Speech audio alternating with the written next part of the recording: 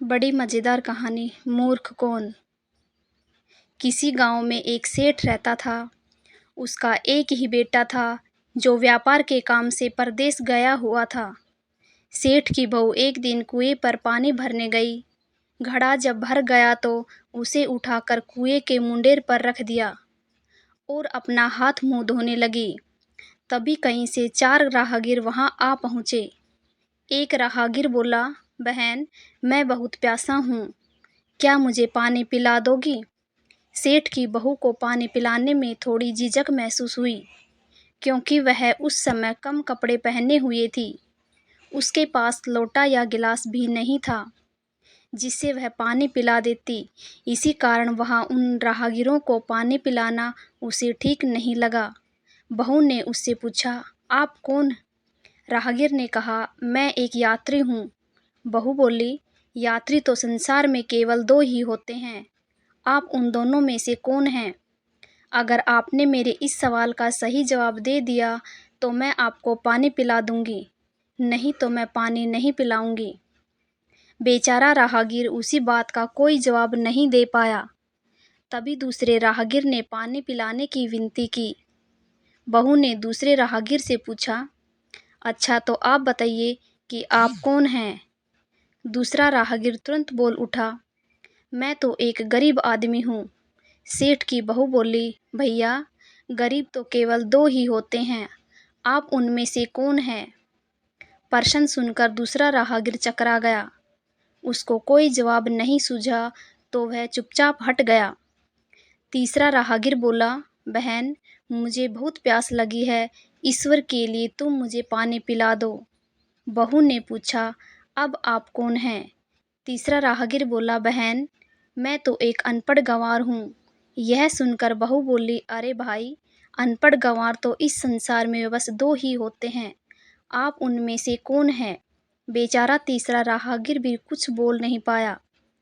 अंत में चौथा राहगीर आगे आया और बोला, बहन, मेहरबानी करके मुझे पानी पिला दें। प्यास को पानी पिलाना तो बड़े पुण्य का काम होता है। सेठ की बहू बड़ी ही चतुर और से होशियार थी। उसने चौथे राहगीर से पूछा, आप कौन हैं? वह राहगीर अपनी खिज छिपाते हुए बोला, मैं तो बहन बड़ा ही मूर्ख हूँ। बहू ने कहा, मूर्ख तो संसार में केवल 2 ही होते हैं, आप उनमें से कौन हैं? वह बेचारा भी उसके प्रश्न का उत्तर नहीं दे सका। चारों पानी पिए बगैर ही वहां से जाने लगे। तो बहू बोली, यहाँ से थोड़ी ही दूर पर मेरा घर है, आप लोग कृपया वहां चलिए, मैं आप लोगों को पानी पिला दूंगी। चारों राहगीर उसके घर की तरफ चल पड़े। बहू ने इसी बीच पानी का घड़ा उठाया और छोटे रास्ते से अपने घर पहुंच गई।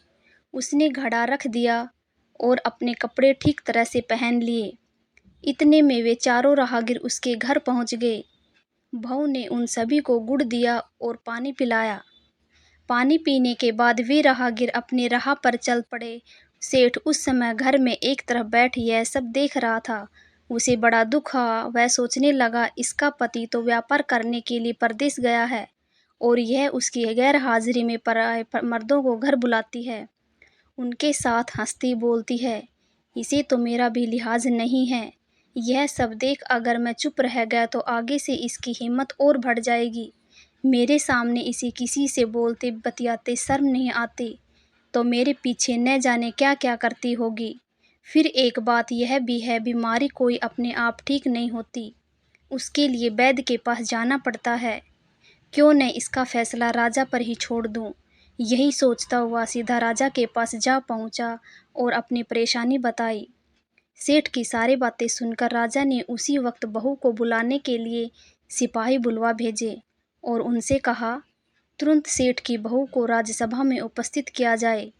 राजा के सिपाहियों को अपने घर पर आया देख उस सेठ की पत्नी ने अपनी बहू से पूछा, क्या बात है बहू रानी, क्या तुम्हारे किसी से कहा सुनी हो गई थी, जो उसकी शिकायत पर राजा ने तुम्हें बुलाने के लिए सिपाही भेज दिए?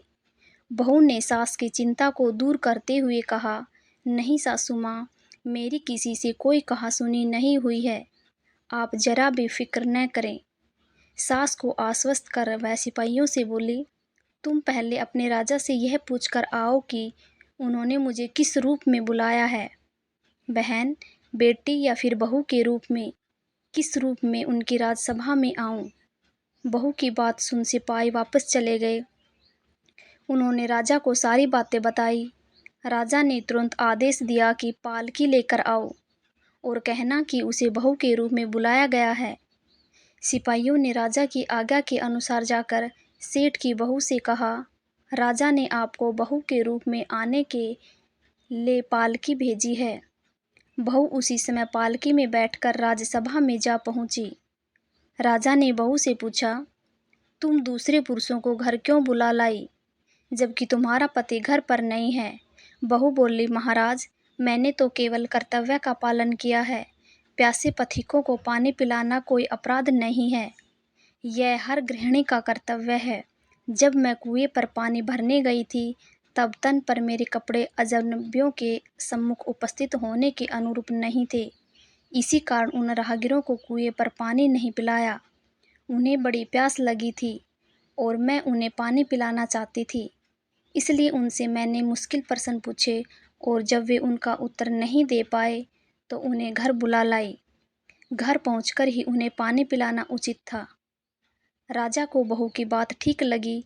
राजा को उन प्रश्नों के बारे में जानने की बड़ी उत्सुकता हुई जो बहू ने चारों राहगीरों से पूछे थे।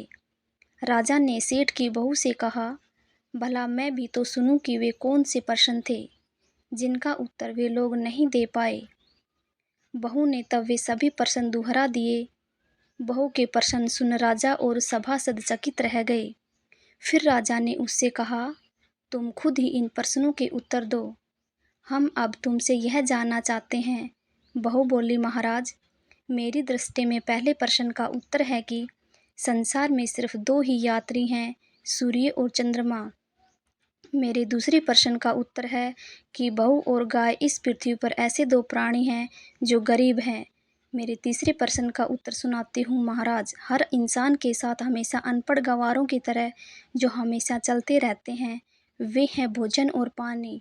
चौथे आदमी ने कहा था कि वह मूर्ख है, और जब मैंने उनसे पूछा कि मूर्ख तो दो ही होते हैं, तब उनमें से कौन से मूर्ख हो, तो वह उत्तर नहीं दे पाया। इतना कहकर वह चुप हो गई। राजा ने बड़े आश्चर्य से पूछा, क्या तुम्हारी नज़र में इस संसार में सिर्फ दो ही मूर्ख हैं? हाँ महाराज, इस घड़ी इस समय मेरी नज़र में सिर्फ दो ही मूर्ख हैं। राजा ने कहा, तुरंत बतलाओ कि वे दो मूर्ख कौन हैं। इस पर बहू बोली, महाराज, मेरी जान बख्श दी जाए तो मैं इसका उत्तर दूं। राजा को बड़ी उत्सुकता थी यह जानने की कि वे दो मूर्ख कौन हैं।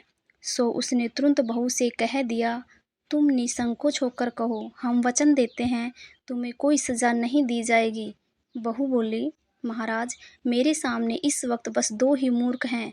फिर अपने सास ससुर के हाथ जोड़कर कहने लगी, पहले मूर्ख तो मेरे ससुर जी हैं, जो पूरी बात जाने बिना ही अपनी बहू की शिकायत राज दरबार में की। अगर इन्हें शक हुआ ही था तो यह पहले मुझसे पूछ तो लेते, मैं खुद ही इन्हें सारी बातें बता देती। इस तरह घर परिवार की बेइज्जती तो नहीं होती। ससुर को अपनी गलती का एहसास हुआ। उसने बहू से माफ़ी मांगी। बहू चुप रही। राजा ने तब पूछा, और दूसरा मूर्ख कौन है? बहू ने कहा, दूसरा मूर्ख खुद इस राज्य का राजा है, जिसने अपनी बहू की मान मर्यादा का जरा भी ख्याल नहीं किया और सोचे समझे बिना ही बहू को भरी राजसभा में बुलवा लिया। बहू की बात सुनकर राजा पहले तो क्रोध से आग बबूला हो गया, परंतु सारी बातें उसकी समझ में आ गई।